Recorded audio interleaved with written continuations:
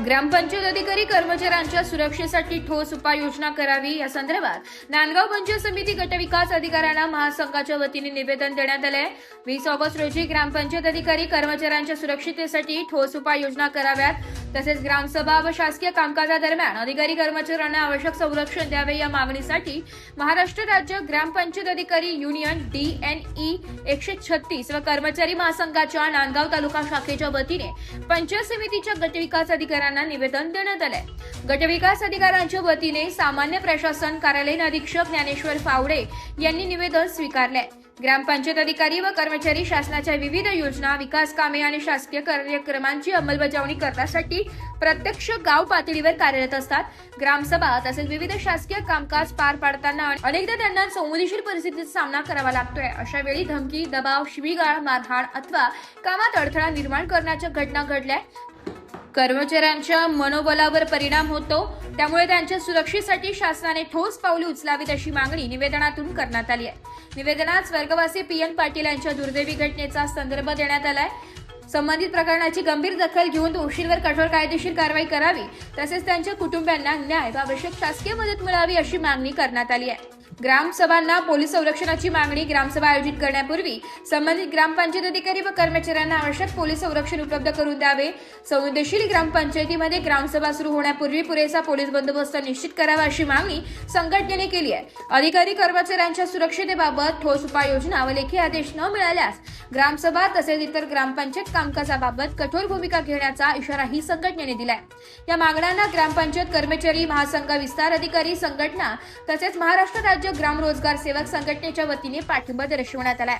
यावेळी महाराष्ट्र राज्य ग्रामपंचायत अधिकारी युनियन व कर्मचारी महासंघाचे सचिव मनीष भाबड, रवींद्र शेलार, सुनील मोकळ, सतीश शिंदे, श्रीमती विनय वैद्य, श्रीमती उज्ज्वला तुपे, संदीप साळुंखे, निलेश चव्हाण यांच्यासह संघटनेचे पदाधिकारी उपस्थित होते. जे ग्रामसेवेवर आम्हाला जोपर्यंत संरक्षण मिळत नाही आणि आमच्या सर्व कर्मचाऱ्यांना संरक्षण मिळत नाही तोपर्यंत आम्ही ग्रामसभेवर बहिष्कार टाकण्याचा निर्णय घेतला आहे. याबाबतचं निवेदन आम्ही आमच्या पंचायत समितीचे गट विकास अधिकारी साहेब यांना देण्यासाठी तिथे उपस्थित झालेलो आहोत. तर आमची एवढीच मागणी आहे की आम्हाला संपूर्ण कार्यसत्रामध्ये पूर्णपणे आमचं याच्यामध्ये ज्या ग्रामसभेवर जोपर्यंत आम्हाला शब्द मिळत नाही की तुम्हाला संरक्षण मिळत, आम्ही पूर्णपणे ग्रामसभेवर बहिष्कार टाकलेला आहे. त्याच्यानंतर ग्रामसभेमध्ये आम्हाला ठोस अशी सुरक्षा मिळावी, त्याच्यानंतर आमच्या संपूर्ण यंत्रणेला संरक्षण मिळावं आणि झालेल्या घटनेची दखल नोंद घ्यावी आणि सदोष मनुष्यवधाचा त्यांच्यावर गुन्हा दाखल व्हावा. जोपर्यंत आमच्या बंधूला न्याय मिळत नाही तोपर्यंत आम्ही आमच्या या मागणीवर ठाम आहे.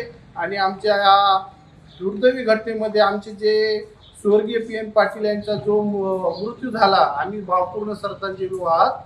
जे आमचे PN पाटील भाऊसाहेब सहकारी आहेत, त्यांचा जो हृदयविकाराने ग्रामसभेमध्ये दबावाखाली येऊन त्यांना जे मरण आलेलं आहे, त्यांचा मृत्यू झालेला आहे, त्या संदर्भात आम्ही आज माननीय गटविकास अधिकारी नांदगाव यांना ग्रामसभेवर बहिष्कार टाकण्यासाठी निवेदन देण्यात आलेलं आहे.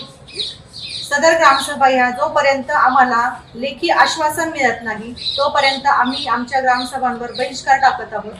आणि आम्हाला महिला आणि पुरुषांना तर संरक्षण मिळायलाच हवं, परंतु एक महिला कर्मचारी म्हणून आम्हाला देखील संरक्षण मिळावं. आणि ग्रामसभांवर जो येणारा राजकीय स्थानिक दृष्टिकोन असतो लोकांचा, ग्रामसभेमध्ये जो गदारोळ होतो तो न होता आमच्या संवर्गाला संरक्षण मिळून आणि व्यवस्थित विकासाच्या दृष्टिकोनातून ग्रामसभा व्हाव्यात या अपेक्षेने जोपर्यंत आम्हाला लेखी आश्वासन शासन देत नाही तोपर्यंत आमचं सर्व ग्रामपंचायत अधिकाऱ्यांचा बहिष्कार आहे. मराठी न्यूज साठी जिल्हा प्रतिनिधी विजय बडोदे, नांदगाव.